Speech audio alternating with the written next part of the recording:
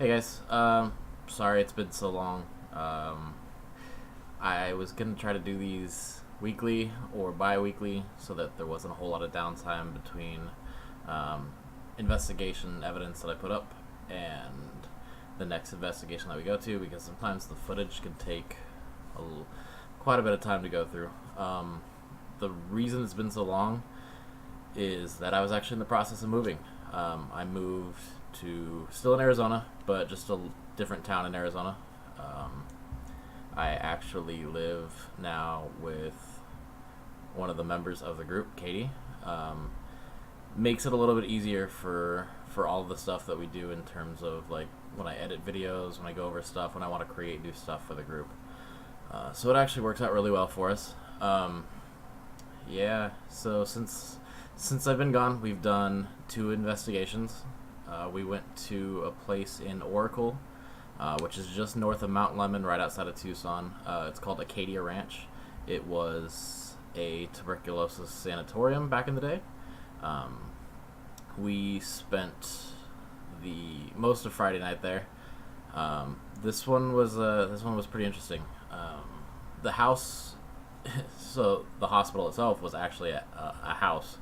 It was like 5 bedrooms or so.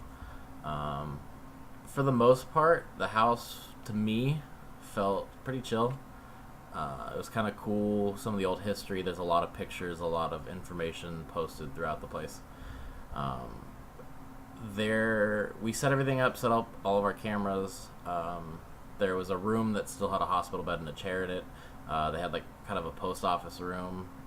There was just like a sitting room that had some old artifacts in it, a back room that had kind of like a layout of the land. The hospital that we were in was just a small part of it. There used to be separate houses on this large plot of property that people would come to from basically all over the country. And then there was kind of a kitchen area. We used one of the larger rooms for our central hub area. And then there was the back room, which is called the ice box. So basically, what this room is, it's I don't know if it's all cement or how they kind of went about it, but it's not built like the rest of the house. Basically, it was built to be designed to keep temperatures cold. That way, they can kind of line the building or line that room with ice, and that's where they would store their foods and perishables and stuff like that. Um, to me, that room was crazy. That room, I was walking around the house documenting with the camera. Um, I got to the hallway where Skip and Katie were outside that room, and Katie was like, "You should go in there." And I was like, "All right." So Skip and Katie kind of come out of the hallway. I go to put my camera down and grab my recorder, and then I had an app for my phone, and kind of like I was gonna do like I did at the jail for um, the solitary room, just kind of sitting there by myself, see how it was. And I'm walking down the hallway to this room, and I keep hearing kind of like a shuffling sound in some of the boxes off to the side. Uh, could have been something, could have just been a bug or a pest or something like that. Not sure, but it was enough to creep me out. So when I got to the entrance of that room, which is just dark, there's no lights in there, there's no electricity running in there, it's just a dark room. Um, I'm walking down the hall, I get to that room, get to that doorway, and I just stop. I was like, nope, can't do it. So I went back. Skip volunteered to come with me into the room, so we go back to the room. We set down the voice recorder. Ooh, sorry. We set down the voice recorder, and this was probably the first time using one of the vocal apps for trying to catch something that I have heard something that was just insanely clear. I will try to add that little EVP that we got in between this spot here so you can hear it.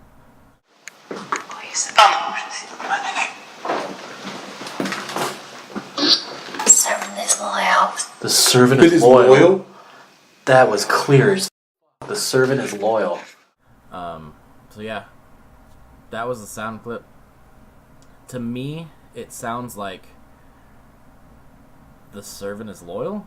I mean, if you guys hear something else, definitely in the comments let me know what you think it says.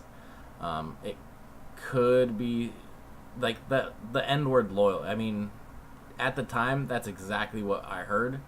But now, kind of listening to it over and over again, I'm not quite sure that's what it is. But it still has that the servant is loyal to me. So we got that. We spent most of our time in that room.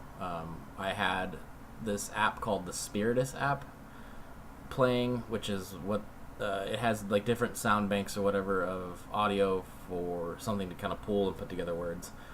Throughout that, we got several things that sounded like solid words that were pretty clear. Spent a lot of time in that room, and then Skip actually spent some time in there by himself towards the end with the door closed. Crazy. Yeah, that. So oddly enough, Skip, Katie, myself, we work overnight graveyard hours, so we are used to being up from 9 p.m. till 7 or 8 in the morning. We got to this place at around pretty close to 9 o'clock. Set up, started doing the investigation, and by 12 o'clock, I was dead. I was so tired that it was a struggle to stay awake. Skip, also exhausted. Kelly and Jess were straight napping. Kelly was up for most of the day ahead of that. He was up at like 2 in the morning. So he had already had a long day, but I have never seen all of our groups so drained. It was pretty intense there. We will be going back to that one. I'm not sure exactly when. There is some evidence. I believe I have some up on YouTube. If I don't have it now, I will be going over the static security cameras shortly. So anything we find, I will be putting up on YouTube. So stay on the lookout for that one. So we did that one. The following weekend, we went to Gleason, which is just outside of the little town Tombstone down south. Out there was a jail, and then there was a hanging tree and some old abandoned trailers and stuff like that. There's an old convenience store that they used to run down there. So that place was pretty neat. Personally, when we got there, I didn't really feel anything. I felt like this is just another place. There was no off-putting feeling to it, really. I took a couple pictures outside the jail. We all, as a group, walked over to the hanging tree, and that's when it started to get a little weird. Skip has a Seek thermal camera for his tablet, and we're standing at the hanging tree looking over at the trailer that's there. The trailer is on a lifted platform, so there's a window on the end of this trailer that's kind of overlooking this tree, and the height that this is at rules out like 100% that this is not a reflection. I personally shine my light. I'm pretty sure I have it on video on my camera too, so I'll be uploading that soon as well. I shine my light in the window. There's nothing in there. There's nobody in there. We even went in the trailer afterwards. Not a soul in there. But on Skip's camera, on his thermal camera, there is a clear outline of a person standing in the window, and it moves. It's not still. It's not a shadow cast. We can't figure out what that was. That one was really creepy. The vibe kind of at the hanging tree changed a little bit. I kind of roamed around a little bit doing some video, and we had a couple people on tour with us out there. John and I, we kept kind of hearing noises off to the side. Every now and then, we'd get just like kind of like feelings like we hear something like footsteps or something rustling in the bushes. I mean, it's out in the middle of nowhere. It could very well have just been animals, birds, whatever. We got lured over to some like electrical pole because we kept hearing buzzing, which was throwing us off really bad. But we're walking back across the street to the jail, and the group is kind of in two parts. Myself, Katie, and Tori are in the back. We're the last ones to come across the road, and we're walking, and I keep turning around, Katie keeps turning around, and we kind of just like realize we're both hearing something. We both kind of feel like there's footsteps following us. It was really unsettling, and for whatever reason, I couldn't get my mind off of this. And I looked and turned to her. I was like, I get the strangest feeling that there's like a skinwalker around us. And she was just like, why would you bring that up? Apparently, she was thinking the same thing. So we're both getting kind of like this odd vibe of like skinwalkers. We're hearing stuff behind us, and that was kind of off. It was a little strange. So for me, that's pretty much all that kind of happened at the jail in Gleason. So those are the last two that we've been on since I've last recorded a vlog. We do have one coming up soon. I believe it's November 16th. We'll be going back to the Gila County Jail in Globe. We're going to be doing another tour at this one.